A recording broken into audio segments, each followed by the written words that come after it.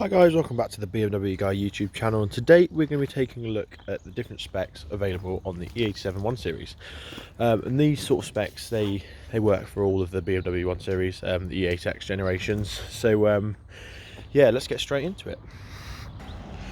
So when these cars were released, sort of the facelift models in 2007, there was 4 trim levels available. There was the ES, which was quite basic really, didn't come with many sort of mod cons or anything like that. You had small wheels and various bits like that. You then had the SE, which was a slightly more well equipped model. You had slightly nicer wheels, slightly bigger wheels, part leather interior on certain models, and just a bit more of a general the better equipped package in total. You then had the Sport, which again was slightly sportier, slightly stiffer suspension, bigger alloys again, or more stylish alloys as it were.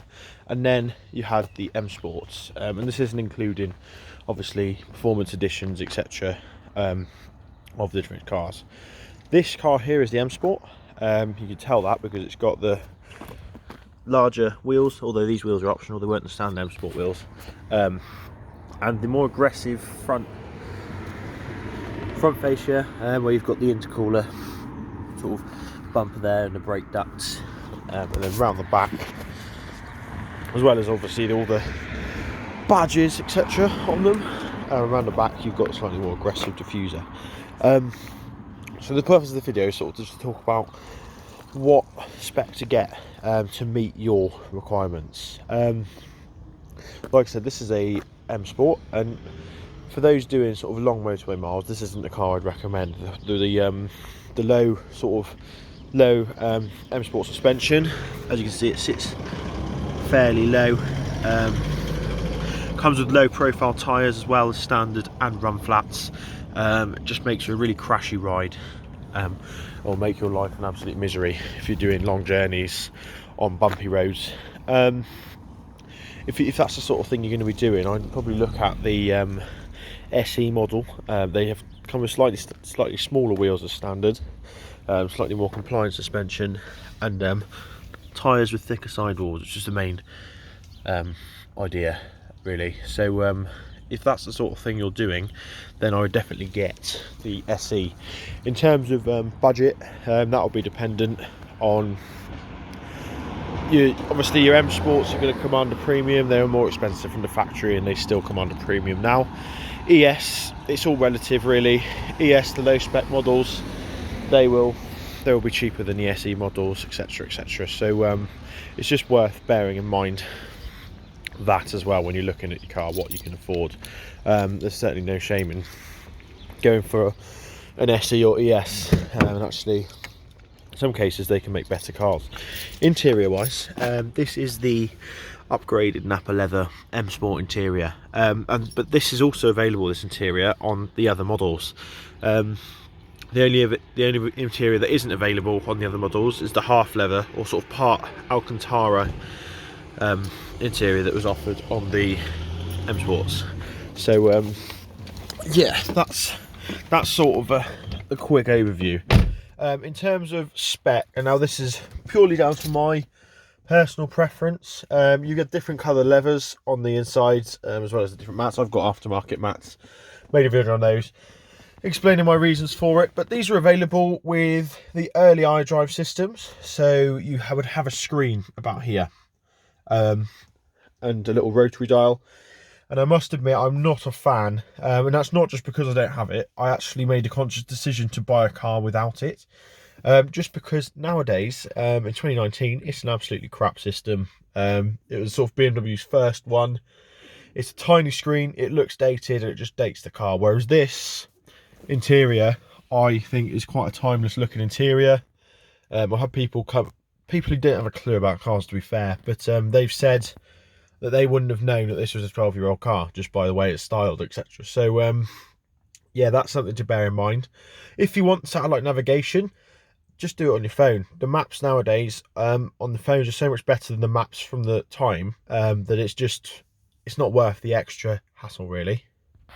Then moving on to the sound system, I would definitely recommend getting a car with the BMW professional sound system. You've got your Bluetooth capabilities, your phones, everything like that. Also comes with auxiliary ports. Because this is quite a early facelift car, it didn't come with Bluetooth music, but that was an addition in later cars, so bear that in mind. You also get the full adjustability of the sound, of the equalizers, which I might show you if it comes on. If we go onto menu now, no, that's not it. It's not going to do it. There we go. Or never mind. Yeah, take it from me. You can adjust your treble and everything like that. You get a slightly uprated sound system. This isn't the Harman Kardon sound system that was available on some cars. This is the standard system, but again, it's absolutely fine for what it is.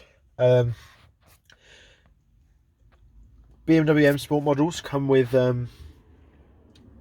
dual zone climate control as standard, which I appreciate. It's a very nice little system. My girlfriend prefers to have it warmer, I prefer to have it colder, and together we can both be happy. M Sport cars also came with the standards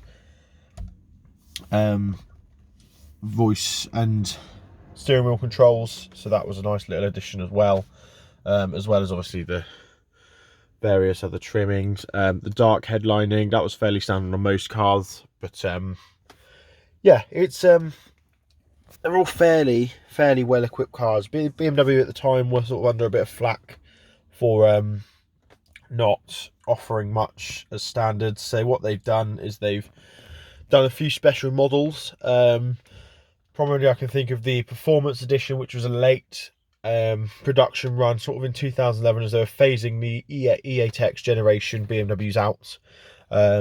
They were using basically a parts bin special, chucking any bits on and getting them out the door, so you got a slightly more aggressive sporty kit, a body kit on it, a slightly lower suspension and various other little fancy bits just to make it a performance edition. So yeah, but as you can see, this car in here it's not a super spec car. You've still got blanks and everything like that, but it does everything that I'd ever want.